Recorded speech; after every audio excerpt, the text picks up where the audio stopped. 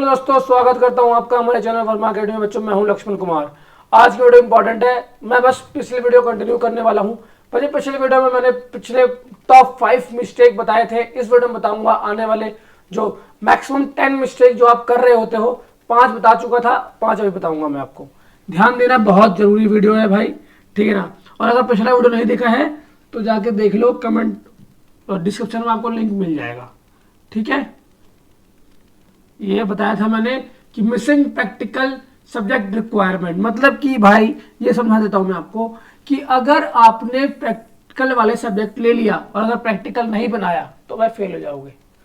अगर आप प्रैक्टिकल नहीं देना चाहते तो सब्जेक्ट लो ही मत प्रैक्टिकल वाला, ठीक है भाई। पहली मिस्टेक आप गलती कर देते हो आप लोग।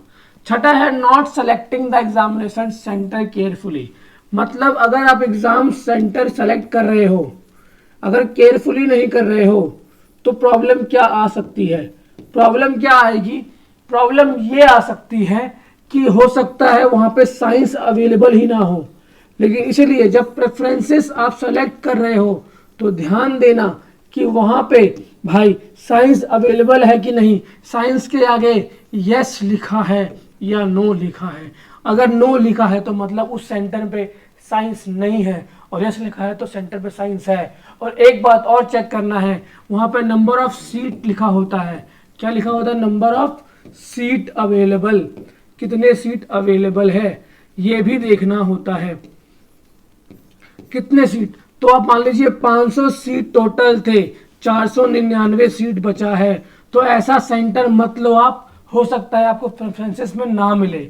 आप कैसा सेंटर लोगे? मैं तो बताता हूं कि जहां पे 500 सीट लिखा है 300 ही फिल हुआ है, अभी 200 बाकी है, तो इसको प्रेफरेंस में डाल सकते हो आप। तो ऐसा सेंटर लें जो कि क्लोज ना हो, कहीं वहां पर परमानेंटली वो सेंटर ही क्लोज हो चुका हो, ठीक है ना। स्टडी सेंटर ऐसा करना है बच्चे जिसका और जो क्लोज ना हुआ हो, साइंस अवेलेबल हो। अगर आपके subject PCM, physics, chemistry, mathematics, biology है तो ध्यान देकर ही सब सेंटर को चूज करना है। नहीं आता है, डिस्क्रिप्शन बॉक्स में नंबर अवेलेबल है, कांटेक्ट करके पूछ लिया करो, लेकिन गलती नहीं करना। और क्या लिखा है? Choose the nearby reliable centre to avoid the travel issue. कभी कभार बच्चे लोग 500 किलोमीटर, 100 किलोमीटर गलती दूर सेंटर पकड़ लेते हैं। अब भाई 100 किलोमीटर डेली पीसीपी क्लास लेने जाना और पढ़ाई करना, एग्जाम देने जाना, भाई सर दर्द का काम है। तो क्या करो, जहां आप रहते हो वहां के सरकारी स्कूल या फिर सीबीएसई वाले स्कूल को चूज करो, बेस्ट ऑप्शन है। ज़्यादा ट्रैवल ना करना पड़े। जनरली क्या होता है, जिस स्कूल से आपने 12वीं पास किया था पिछली बार, या घर के पास जो है वो एनओएस का सेंटर होता है, ठीक है ना, 99% केस के अंदर, तो वो आपको सेंटर मिल जाएगा, ठीक है। ऐसा करना। अगला क्वेश्चन क्या है? अगला क्वेश्चन या फिर मिस्टेक क्या है? Late admission and missing last date.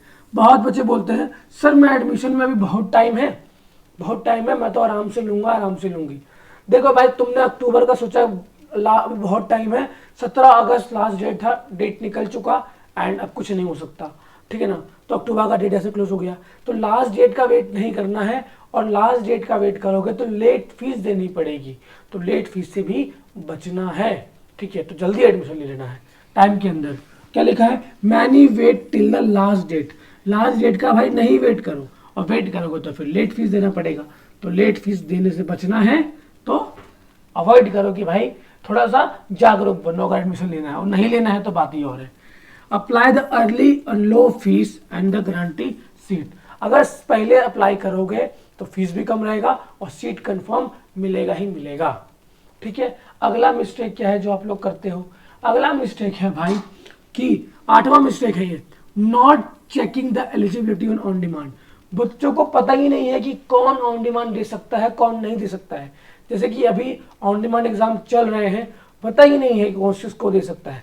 देखो, अगर आप 12वीं में पास हो, अगर आप 12वीं में पास आउट हो तो बच्चे आप मैक्सिमम 4 सब्जेक्ट के अंदर आप सब्जेक्ट दे सकते हो, जिसको पार्ट एडमिशन कहते हैं। क्या कहते हैं? पार्ट एडमिशन, ठीक। बोलेगा नहीं सर मेरा तो कंपार्टमेंट आया, रिजल्ट में पास नहीं, कंपार्टमेंट लिखा है। तो एटलीस्ट 3 सब्जेक्ट का सब एग्जाम होगा, और टीओसी मतलब कि ट्रांसफर, टीओसी मतलब कि ट्रांसफर जो होगा वो आपका 2 सब्जेक्ट होगा, ठीक। तो 3 + 2 5 हो गया। तो बोलते सर क्या मैं 4 का एग्जाम दे सकता हूँ? हाँ भाई दे सकते हो। क्या 5 का दे सकता हूँ? तुम 5 का दे सकते हो, 2 का ट्यूसडे, लेकिन मैक्सिमम 7 सब्जेक्ट ही आपके होंगे, 7 सब्जेक्ट, ठीक है, इतने। अब क्या लिखा है भाई टिप्स के अंदर, confirm eligibility on demand is a failed student. On demand fail student के लिए होता है जनरली, और रीअपियर और fresh learner after the admission confirmation. मतलब कि फ्रेश बच्चा भी एडमिशन ले सकता है, नेवरदलेस वो पिछली बार हो सकता है फेल होकर आया हो तो किसी और बोर्ड से, अगर एनओएस बच्चा फेल हुआ है तब भी ऑन डिमांड दे सकते हो। अभी ऑन डिमांड का स्ट्रीम कौन सा होता है? स्ट्रीम 3 और 4, 4 स्ट्रीम होते हैं। कितने होते हैं? 4 स्ट्रीम, 1 2 3 4। जो फर्स्ट स्ट्रीम होता है वो आपका कहलाता है अप्रैल वाला एग्जाम, स्ट्रीम 2 जो होता है वो अक्टूबर वाला एग्जाम, और 3 और 4 ऑन डिमांड वाला एग्जाम, ठीक है। आई होप आपको बात समझ में आ रही है, ठीक है। तो ये जनरली मिस्टेक है जो आप लोग कर रहे होते हो। और सेकंड लास्ट है इग्नोरिंग असाइनमेंट। बहुत बच्चे एडमिशन लेने के बाद टीएमए नहीं बनाते, असाइनमेंट नहीं बनाते। और अगर असाइनमेंट नहीं बनाओगे भाई, अगर असाइनमेंट नहीं बनाओगे तो भाई 20 मार्क्स का होता है ये इंटरनल। कितने मार्क्स का होता है? 20 मार्क्स का होता है बच्चे। और अगर 20 मार्क्स ये आपके फ्री के हैं, और अगर आप 18-19 स्कोर कर लेते हो तो क्या मुश्किल है 18-19 स्कोर करना? नहीं, आपको सिंपल है, टीएमए के क्वेश्चंस लेने हैं एंड सॉल्व करना है, और सॉल्व करके बच्चे आपकी प्रॉब्लम सॉल्व हो जाएगी। लेकिन प्रॉब्लम तो सॉल्व तब होगी ना जब आप टीएमए बनाओगे। जब टीएमए ही नहीं बनाओगे, इग्नोर कर दोगे, पता ही नहीं है कैसे करना है। देखो बच्चे सिंपल है, नहीं पता, नहीं आता, पूछ लिया करो, लेकिन गलती मत करो, ठीक है। तो टीएमए बनाना बहुत जरूरी है। क्या लिखा है? TMA submission on time 20% internal marks मिलते हैं, मतलब कि 20 नंबर, ठीक है ना। तो बहुत ज्यादा इंपॉर्टेंट है, फ्री के मार्क्स है भाई। और लास्ट है believing in a fake agent और वेबसाइट। बहुत सारे ऐसे वेबसाइट मिलेंगे आपको जो फेक प्रोमिसेस करते हैं आपको कि भाई मैं ऐसा करा दूंगा, मैं वैसा करा दूंगा। देखो बच्चे, मेहनत करने का कोई शॉर्टकट नहीं होता है, मेहनत का कोई शॉर्टकट नहीं होता है। अगर आपको 20 साल का होने में 20 साल का वक्त लगा तो 20 साल का ही लगेगा, चाहे आप कितना भी कॉम्प्लेन पी लो, चाहे बॉम्बीटा पी लो, चाहे कुछ पी लो, ठीक है ना, चाहे दवाई लगा लो, कुछ कर लो, 20 साल का होने में 20 साल का वक्त लगता है। तो भाई अगर आपको पास होने में जितना मेहनत लगता है उतना ही लगेगा। कोई फेक प्रोमिसेस के चक्कर में नहीं पड़ना है, ठीक है। Many gate trapped by the fake promises of 100% pass without admission. मतलब बहुत लोग ऐसे बोलते हैं ना कि आपका एडमिशन भी नहीं होगा और आपको मैं सर्टिफिकेट दिला दूंगा, 100% पास करा दूंगा। ऐसा नहीं होता है भाई। एडमिशन के बिना कैसे कोई पास कर सकता है? आपको बिना एडमिशन किए आपको कोई पास कर सकता है क्या? और बहुत लोग ऐसे बोलते हैं कि मैं एक काम करूंगा, आपको सर्टिफिकेट ही दे दूंगा डायरेक्ट। तो भाई सर्टिफिकेट दे दूंगा, मे बी आपको वो नकली सर्टिफिकेट दे दे।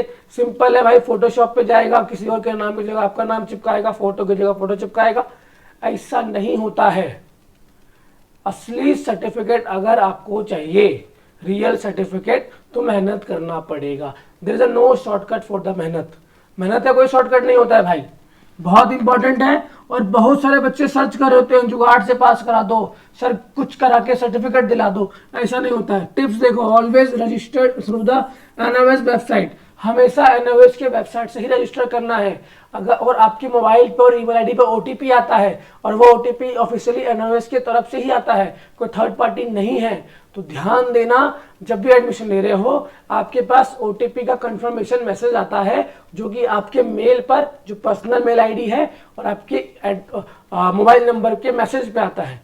तो बहुत ज्यादा इंपॉर्टेंट बात है। तो मतलब है भाई सिंपल की एनओएस की वेबसाइट से ही लेना है। बहुत सारे ऐसे वेबसाइट्स आते हैं जो कि एनओएस के एडमिशन लेने के लिए आपका फॉर्म भरवा रहे होते हैं, और जनरली आपसे वो पेमेंट भी करवा लेते हैं, ठीक है ना। तो एनओएस का वेबसाइट से ही एडमिशन आपको लेना है, ठीक है बेटा, ध्यान देना भाई, बहुत इंपॉर्टेंट बात है। और always keep the receipt, enrolment number और कंफर्मेशन मैसेज में। मतलब कि मान लीजिए आपका एडमिशन हो गया है, आपने एडमिशन ले लिया है, तो आपके पास क्या रेफरेंस नंबर आया, जैसे ही पैसा आप देते हो एनआईओएस को, आपके पास रेफरेंस नंबर आता है। क्या आता है? Reference number. और अगर वो नहीं आया है, इसका मतलब क्या है भाई कि आपका एडमिशन ही कंफर्म नहीं हुआ है, आपका एडमिशन उसने किया ही नहीं है। रेफरेंस नंबर, रेफरेंस नंबर के बाद आपका आता है एनरोलमेंट नंबर। एनरोलमेंट नंबर क्या होता है भाई? तो एनरोलमेंट नंबर आपका होता है रोल नंबर।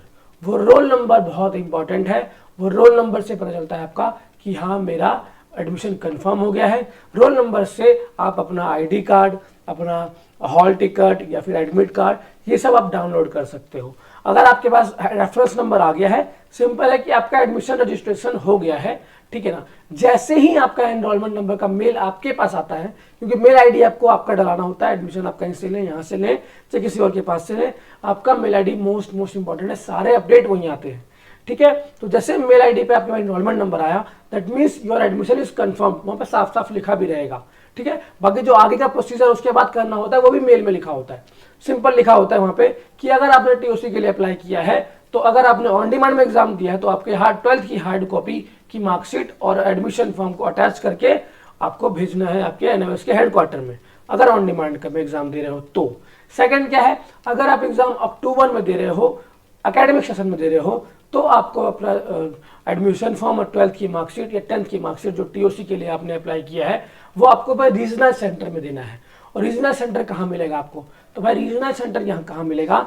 जब आप आईडी कार्ड डाउनलोड करोगे, आईडी कार्ड डाउनलोड करोगे तो आईडी कार्ड के इस प्रकार आपको आईडी कार्ड दिख रहा होगा, तो यहाँ पे एक एड्रेस लिखा होगा, इस एड्रेस को लिखा होगा रीजनल सेंटर, और यहाँ लिखा होगा स्टडी सेंटर। यहाँ क्या लिखा होगा? यहाँ लिखा होगा स्टडी सेंटर, यहाँ लिखा होगा रीजनल सेंटर, इस वाले एड्रेस पे भेजना होगा, ठीक है। तो ये अक्टूबर वाले बच्चों के लिए। बच्चे ये बाकी जो आप थोड़े मोटे मिस्टेक करते हो, पार्ट 2 था ये। आई होप आपको वीडियो पसंद आया होगा। वीडियो पसंद आया तो वीडियो को लाइक करना है, चैनल को सब्सक्राइब करना है। और बच्चे अब तक अपना एडमिशन नहीं लिया है ऑन डिमांड के लिए या फिर अप्रैल के लिए, अक्टूबर का एडमिशन क्लोज हो चुका है, ठीक है। अक्टूबर 2025 का एडमिशन क्लोज हो चुका है। अब तक एडमिशन नहीं लिया है तो नंबर आपको डिस्क्रिप्शन बॉक्स में मिल रहा है, कॉन्टैक्ट करना, कॉल करना। पार्ट 1 देखना है तब भी आपको डिस्क्रिप्शन बॉक्स में मिल जाएगा लिंक, तो देख लेना, ठीक है ना। वीडियो में इतना था। वीडियो को कुछ भी अच्छा लगा आपको, वीडियो को लाइक करना, चैनल को सब्सक्राइब करना। मिलता हूँ नेक्स्ट वीडियो में, तब तक के लिए बच्चे जय हिंद बच्चे।